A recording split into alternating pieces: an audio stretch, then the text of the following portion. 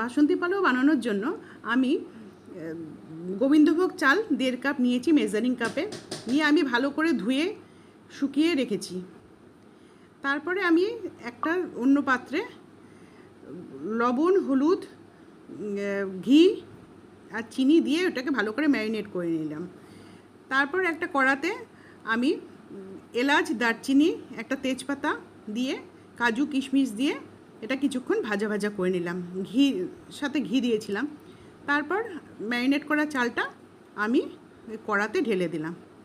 একসাথে সবগুলো ভাজা ভাজা করতে করতে যখন ট্রান্সপারেন্ট কালার চলে আসবে, এই দেখো ট্রান্সপারেন্ট কালার চলে এসছে, তখন আমি ভাজা বন্ধ করে দিয়ে এর মধ্যে ফুটতে থাকা গরম জল দিয়ে দিলাম। 3 কাপ জল দিয়েছি আমি, যেহেতু আমি 1.5 কাপ চাল নিয়েছিলাম, তার ডবল হবে। এবার দেখো 5 মিনিট পরে আমার এই পজিশনে এসেছে। এবার দেখব আমি সেদ্ধ হয়েছে কি না। সেদ্ধ হলে আমি এই অবস্থায় নামিয়ে দেবো, আর সেদ্ধ না হলে, হ্যাঁ সেদ্ধ হয়ে গেছে, আমি এই অবস্থায় নামিয়ে দেব। দেখো কেমন হয়েছে, আর কিছুক্ষণ জলটা শুকিয়ে গেলে আরও ঝরঝরে হয়ে যাবে। প্লিজ সাবস্ক্রাইব করো আমার চ্যানেলটাকে। বাই।